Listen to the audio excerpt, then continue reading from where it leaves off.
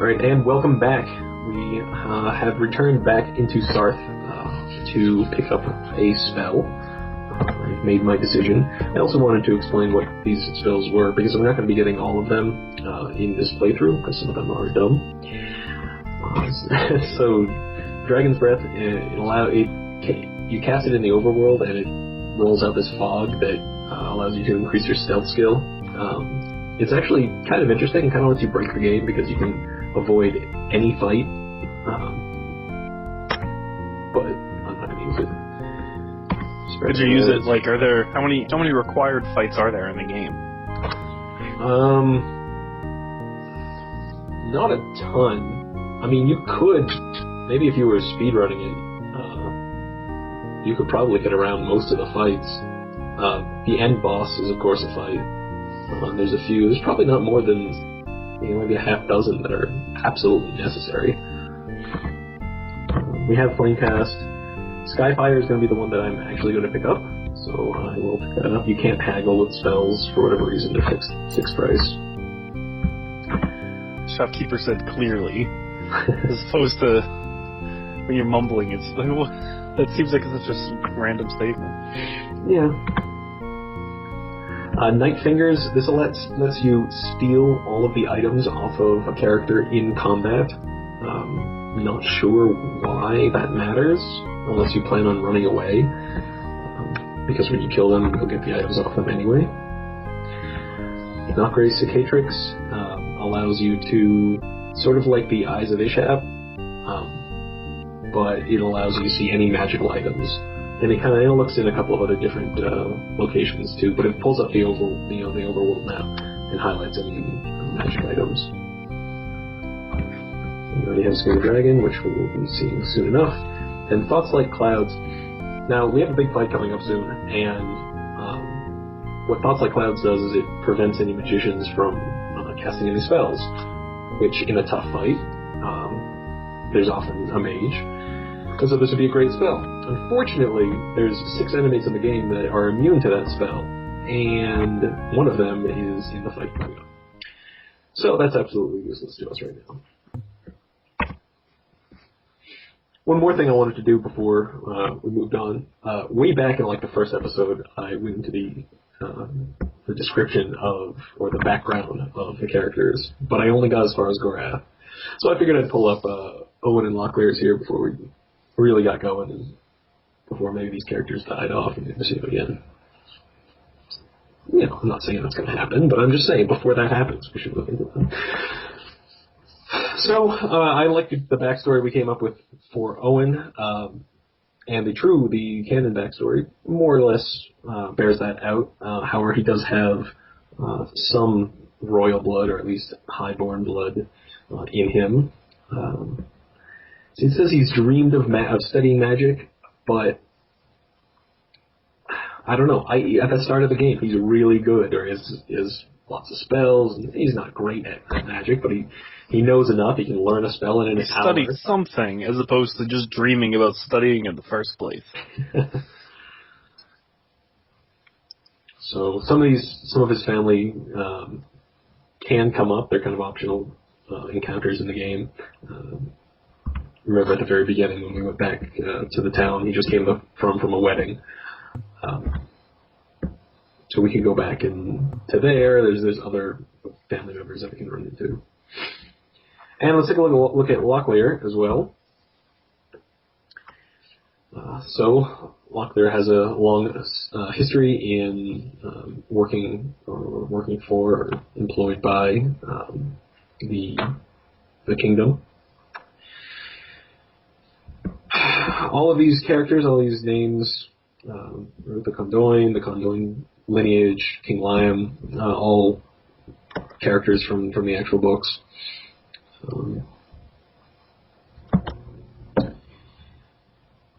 But Locklear himself plays a significant role in future books after this game came out, but not as much of a role prior to them. So far, Owen and Gorath are two characters that are completely fabricated by this game. Alright, so let's have Owen learn Skyfire. Because that's a good spell.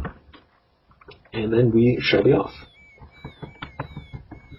So if you remember at the end of the previous episode, when we talked to the abbot in the temple in Sarth, he mentioned seeking out some of the other brothers to get more information because he was pressed for time.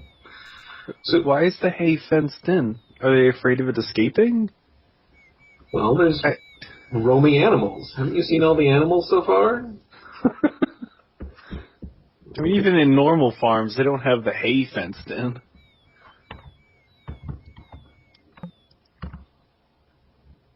Or the corn, I should say. Whatever. Yep. All the corn in the game is too young. Which is a shame. But as we wander into the cornfield... Yes, Brother Mark jumps out. He's a mushroom-shaped man. Yep. Another, probably maybe somebody's son from the programming team. I don't know. Though Brother Mark was alluded to from the abbot as somebody that can give us some more information.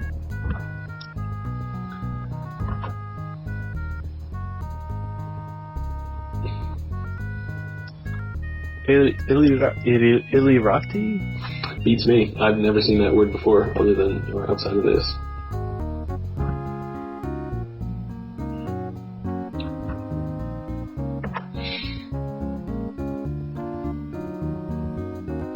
So Sarth is well known for its library, for its vaults. We have a plethora of things to talk about. Since I just mentioned vaults, we may as well discuss that. Are we allowed to browse the books that we already browsed?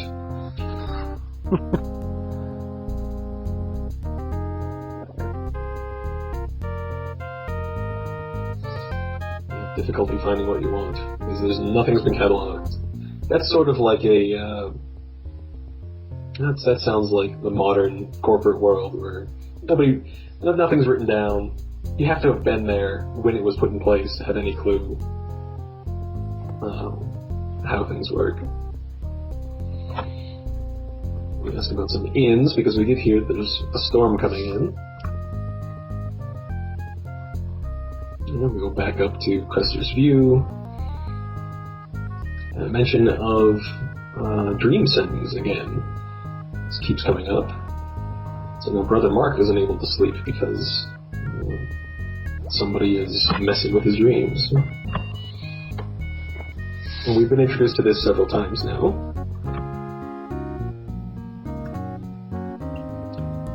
Can't tell what's going on, although he has seen our elf friend's face. That's ominous. Speaking of that bad weather that's coming in, let's find out some more about that.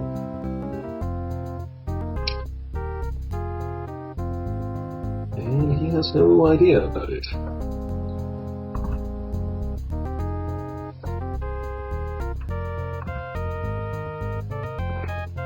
I wonder why he would tell you such a thing. He's probably hopped up on goofballs and has no clue what's going on. Hopped up on goofballs. I love that phrase. So let's see what's on the road ahead. Something of a hurry, because we've obviously, doing this lap, we've done around the countryside. A lap around the world. We gotta get down there fast.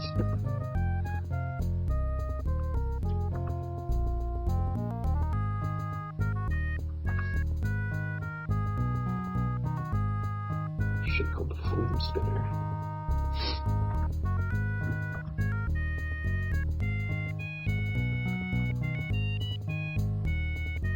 The Straits of Darkness. Yep. Obviously, it's a very large place.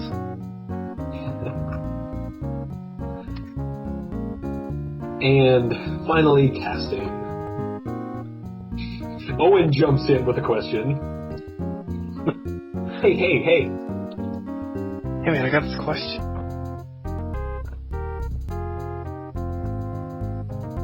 Two or 3 months. I'm afraid we do, Korath. I don't know how to break it to you, but we could buy 90 rations and just sit on the ground. Why is Gorath in such a hurry to be incriminated or whatever is happening at Krondor? Well, we shall see. He's not... So, I'm not... He's a prisoner, yes, but he's also being chased by assassins. True. So, go to the capital. 50 gold? Yeah. And I think that's not a lot, considering we bought... Yeah, true, how much we sold recently. 50. And yeah, we're picking up a lot of loot. So Owen agrees to it, despite Gorath saying we don't have time for this nonsense. And off we go.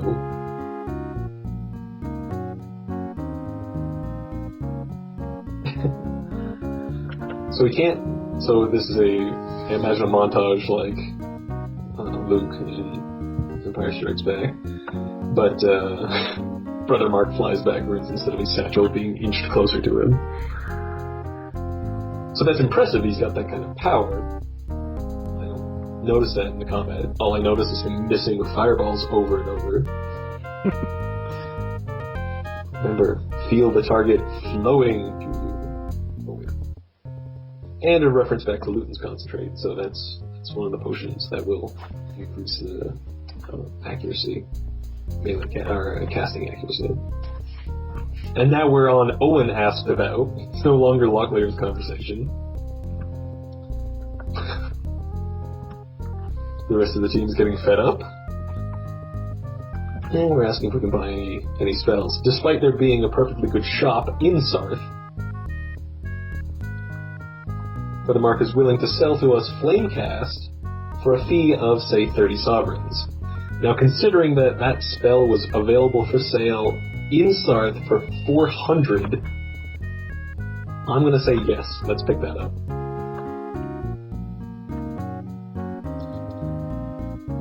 And so I would not classify this guy as someone who would waddle down the hillside. It doesn't look like the waddling type. But maybe with the robes it might give that illusion.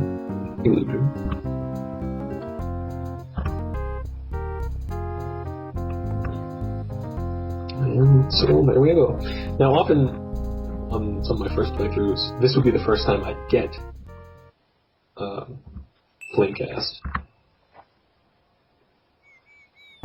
But with that healthy jump up of Owen's casting ability at 90% now, it's well worth the 50 sovereigns that we spent on it. So I'm just going to make a quick cut here as I run back and sell Flamecast. And we are back. So you may notice that my audio has been fixed. I am going to blame you, Jay, for not telling me that ahead of time. So we told you I could hear the music very loud. A 20-minute segment of horrible audio. But anyway, we've sold our spell, Flamecast, for 136 sovereigns. We're now back comfortably over 500 sovereigns, which is a respectable amount. And we will continue on down the road. So, since the last time we got in combat, we got 2 new spells. So I will be looking forward to trying those out on the next Unfortunate Souls that we run across.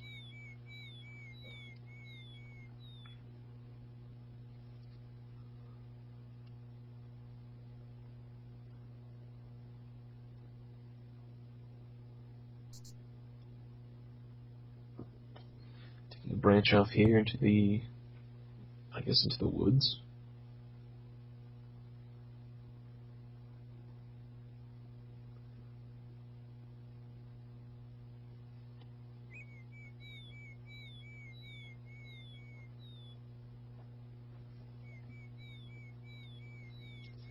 Where are we?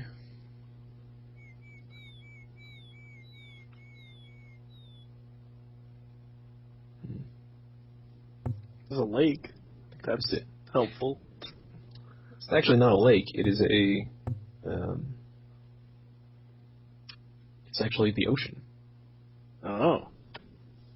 Alright, because the coast is on the west. That makes sense. Alright, so I'm just wandering around, getting lost. What is there, a chest out here? Yes. Quality chest.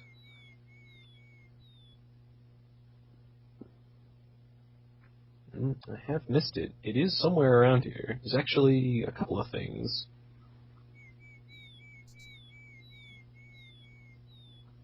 I went too far.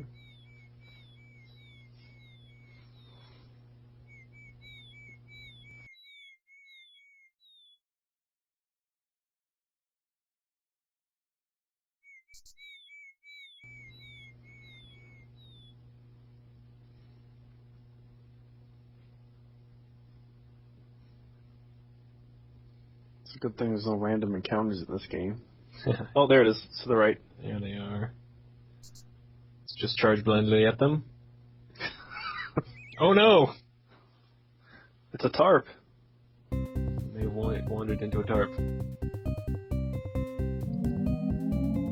And here we go. More new stuff.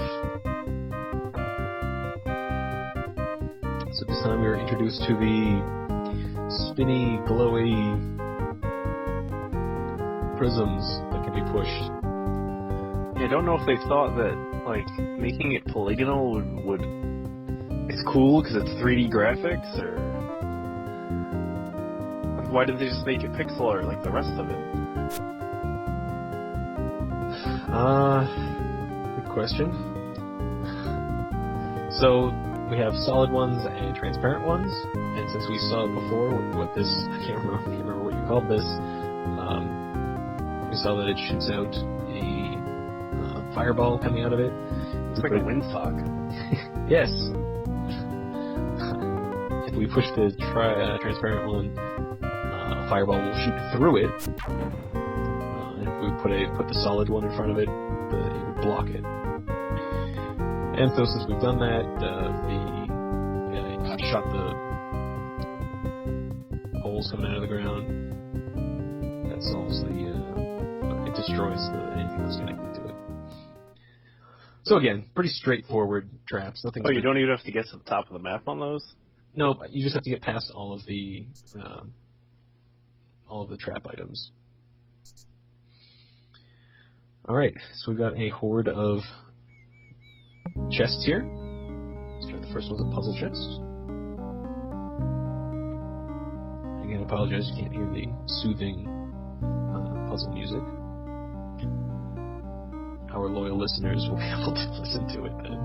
Loyal.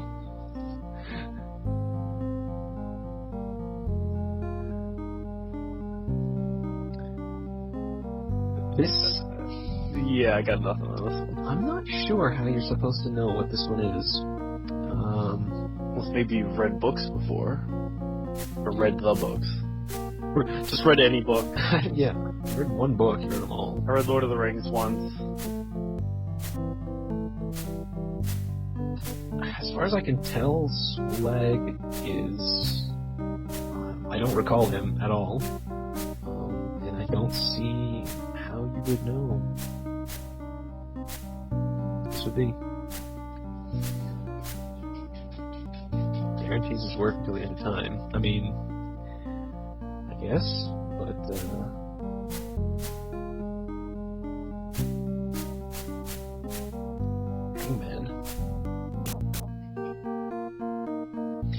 Now, there's some puzzles that's kind of sad. There's some of these like fairy chests or puzzle chests that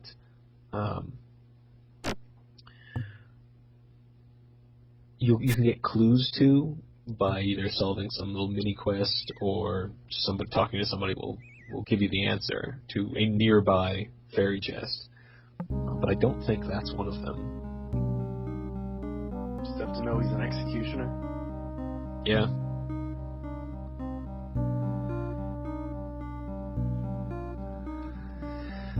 See it about in a field in town. It cannot get up, but it will off fall down.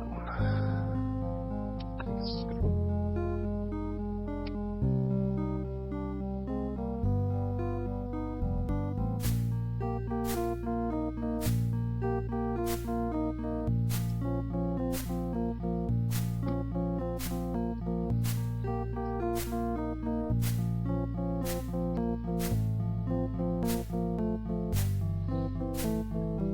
No idea. The trick or the key is the falling down part of it. Leaf. I don't know.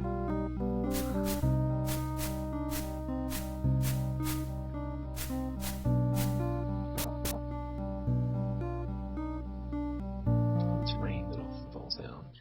And, much to our... 75 shells? Damn. It's not 75, it's a 75% quality. Oh, alright. So it's still only worth like 2. But the big jackpot is another Amulet of the Upright Man.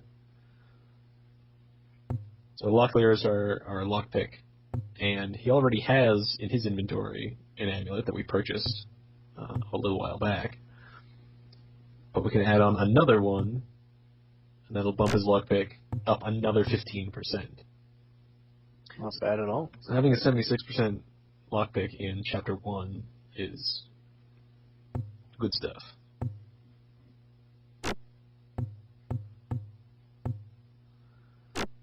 So that is a great chest to stumble over. And the last one is also a puzzle chest.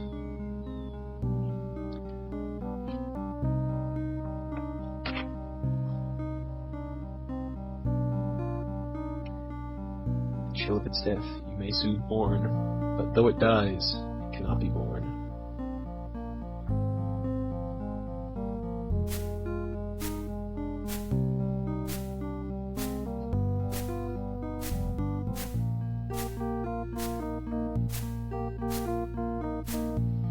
We had a similar one a while ago. It had some of the same components to it. This one.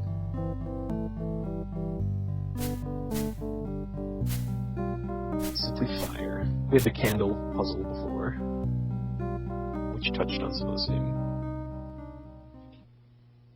same aspects of fire. 2 crossbows.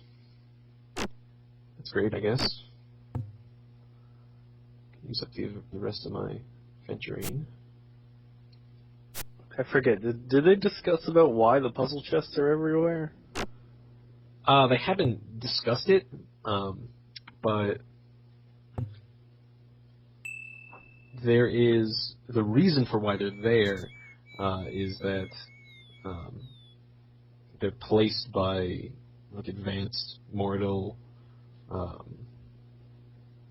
like not spies, maybe spies or scouts or whatever. And they'll put in either notes that they'll pass between each other. That's why we've seen some notes in those chests, or supplies, or basically everything that we found. The local populace doesn't really know what they are. This is why they call them fairy chests. And of course, they can't read the chests, so they don't know that it's a riddle to solve. It's written in Mortal. Nobody can read it. You don't bother to chop them open with an axe or anything. See, I don't know. Maybe it's... Yeah. It should... They would. I mean, if I found one of my... Yeah, there's tons of ne'er-do-wells that we found on the street that tried to kill us that I'm sure would have no guilt about chopping open a box with an axe. Yep. So, here's the Temple of Sung. Sung is... I haven't really talked a lot about the god structure of the game.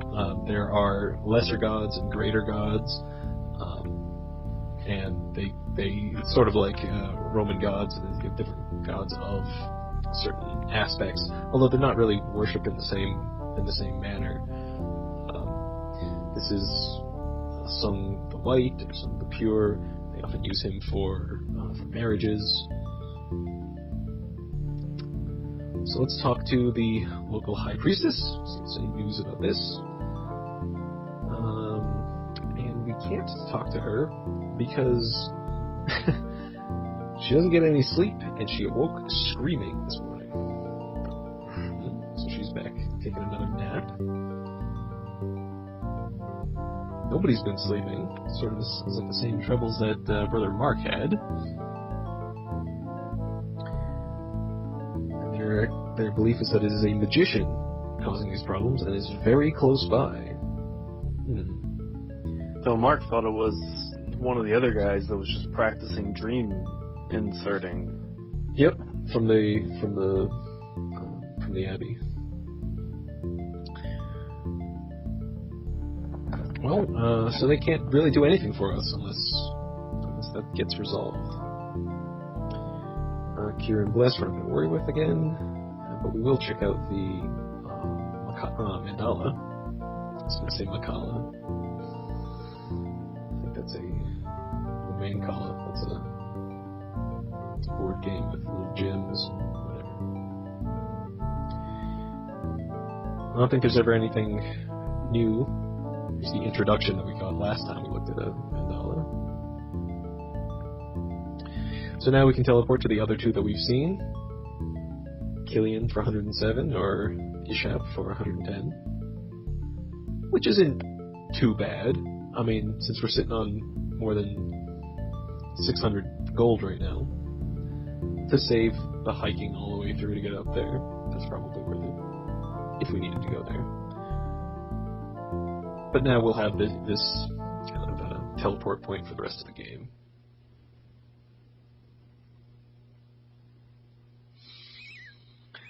Alright, onward south. Here is a side road. We'll take that just to go see where this leads us. And we run into Quegan Pirates. We've encountered these before, right? Yeah, last episode. Yes, we're introduced to them. Surprised by the pirates appearing. That's right. So we have, we'll try out the new spell. We got Skyfire. We see it appears in the same category as Flamecast. Skyfire costs a flat 12 stamina and deals a flat 40 damage. The only restriction is that the opponent must be carrying metal, and almost all opponents do. Well, at least humanoid opponents do, because everybody has swords. The other restriction is that it must be outdoors, because Skyfire calls down a bolt of lightning. Not bad for 12, considering Flamecast does 3 times the damage. That was quick. Yeah. So Flamecast is 3 times the damage, so 3 times 12 would be 36. And this is a guaranteed hit, but it doesn't do any area damage. So it's got its pros and cons, but it's the guaranteed hit, and 40 damage is a pretty good, nice round number. Oh, we're down to 1 on the Armor's Hammer, so I forgot to buy a new one of those. I will save that for when our own armor needs repairing. And now that we got into that fight, which I thought we could avoid by going around that side road, keep heading south, and sure enough, a barn. As this is the only barn nearby Roe, who was offering to sell it to us, sell the lodging to us. This must be it. We'll sleep until the morning. Who knows when that storm was coming, but if we're going to sleep there, we may as well get the full night's experience. I don't bookmark often enough while I'm playing this, and I really should do that more. So I've just done that here, and this will be a good pausing point between episodes, so I will see you all next time.